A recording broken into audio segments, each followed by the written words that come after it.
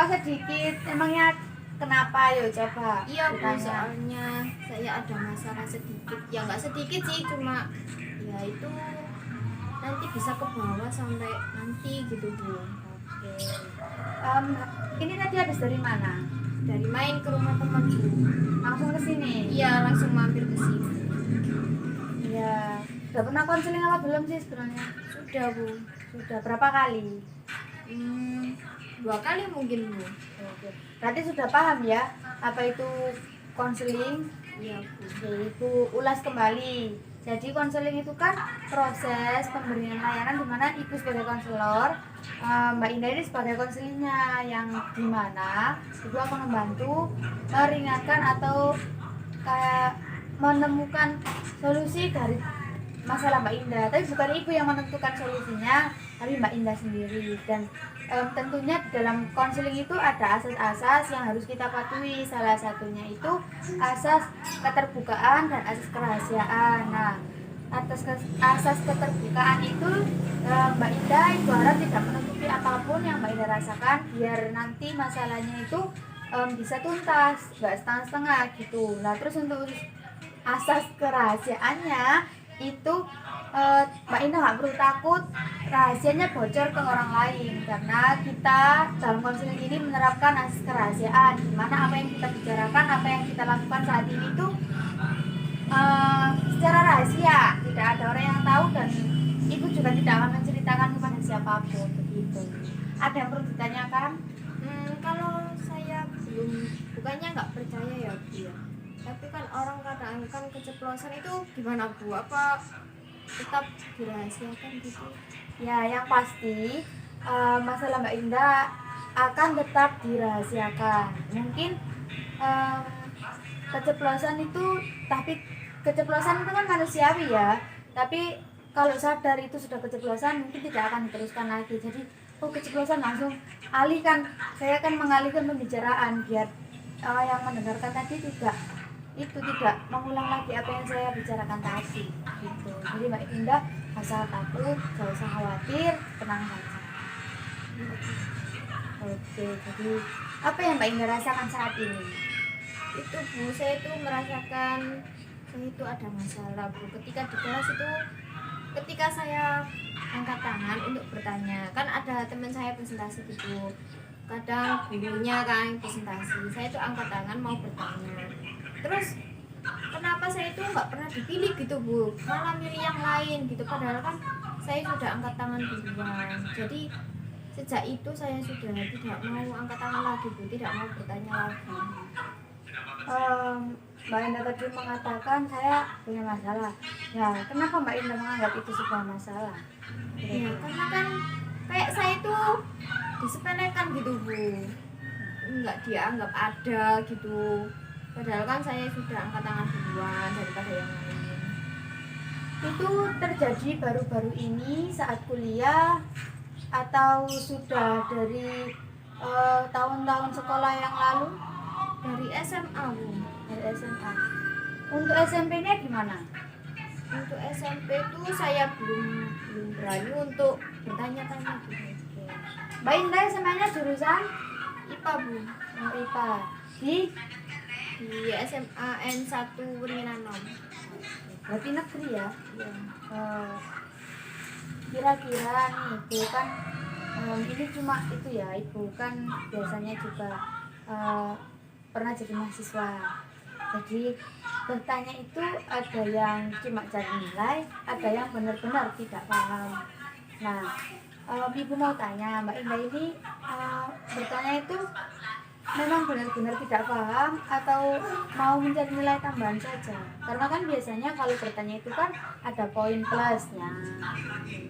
Saya kalau bertanya itu tergantung ya Bu. Kalau misalnya itu bertanya suatu kewajiban gitu kan cuma nilai ya Bu yang dikejar. Tapi kadang kan saya itu benar-benar nggak paham gitu Bu. Tapi waktu itu kok saya itu nggak pernah dipilih gitu. Itu Bu yang saya Terus jadi itu kan berarti Mbak Indah itu bertanya itu karena memang benar-benar tidak paham. iya Bu. Oke. Nah, apa yang Mbak Indah pikirkan saat Mbak Indah itu bertanya, angkat tangan, terus tidak ditunjuk? Itu apa yang masuk dalam pikiran?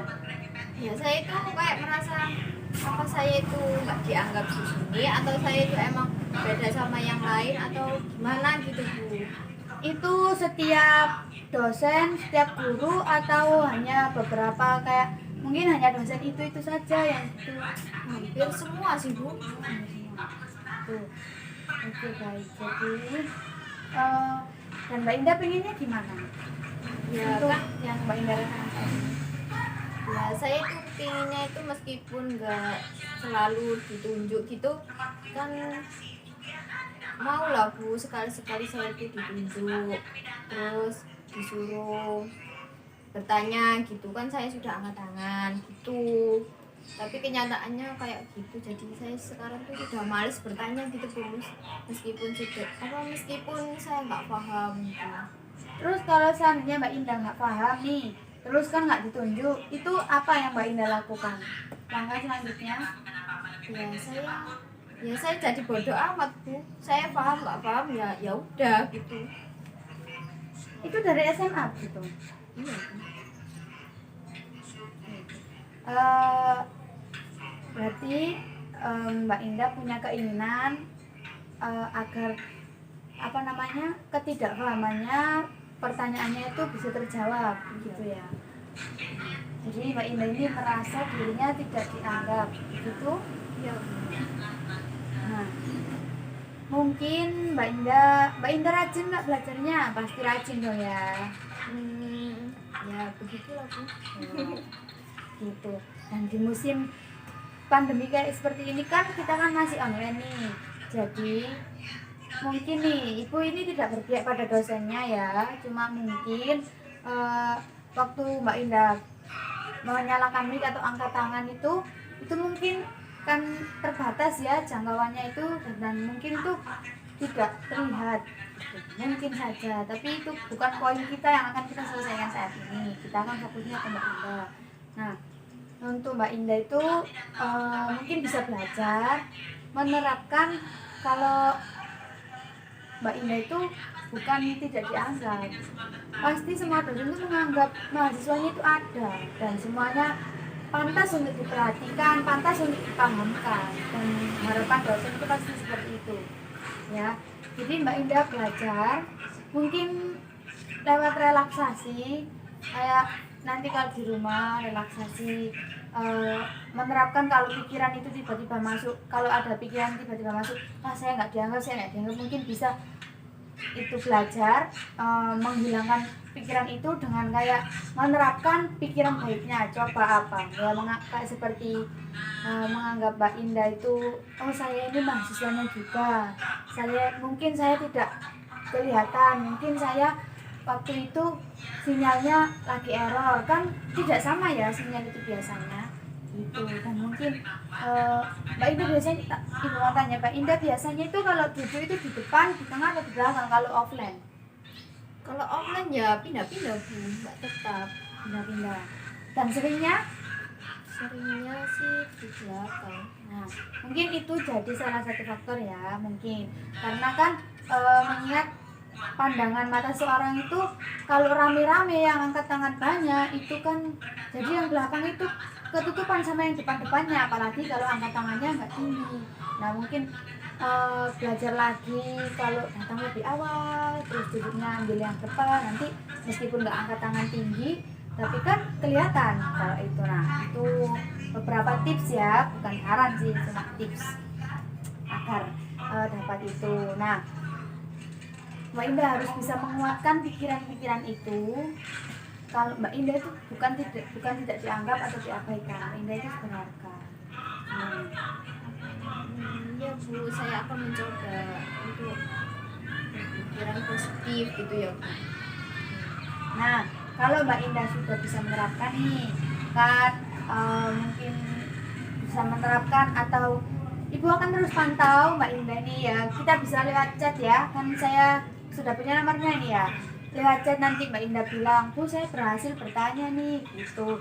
Nanti Ibu akan kasih apa langkah selanjutnya, gimana nih selanjutnya gitu. Dan kalau Mbak Indah sudah berhasil menghilangkan pikiran-pikiran bahwa Mbak Indah itu tidak dianggap atau disepelekan, nanti ada reward dari ibu pastinya ya, karena itu menurut ibu suatu pencapaian yang Iya Bu, ya, saya akan mencoba untuk ya apa yang disampaikan ibu tadi, saya akan mencoba menerapkan sedikit-sedikit dulu ya Bu ya. ya, setuju tapi Iya Bu, bisa diulangi tadi apa yang saya menjadi harus inti dari itu? saya harus mempunyai pikiran bahwa saya itu dianggap apa mahasiswa yang dianggap ada sama dosen gitu. Terus saya juga harus, intinya tuh saya tuh harus berusaha mempunyai pikiran yang positif gitu. Nah, tapi Mbak Indah setuju dengan tadi? Ya Bu, saya setuju, mungkin dari itu tadi saya akan bisa menjadi lebih baik. Oke, berarti itu yang memang diharapkan atau ada harapan lagi? Mungkin masih itu aja Bu. Nanti kalau mungkin konseling yang kedua nanti bisa evaluasi ya gimana perkembangannya dan apa yang Mbak Indah harapkan lagi dari masalah yang Mbak Indah rasakan. Iya. Nah mungkin sekian dulu pertemuan kita hari ini, sudah cukup ya, kita nanti lanjutkan lewat WA saja dan untuk hari-harinya kalau ada masalah chat saja nggak apa-apa, insya Allah kalau ada waktu kita bisa bertemu ya, kita sepakati saja. Terima kasih sudah mau menghubungi Ibu, sudah mau konseling ibu. Iya Bu, saya juga terima kasih sudah membantu masalah saya ini.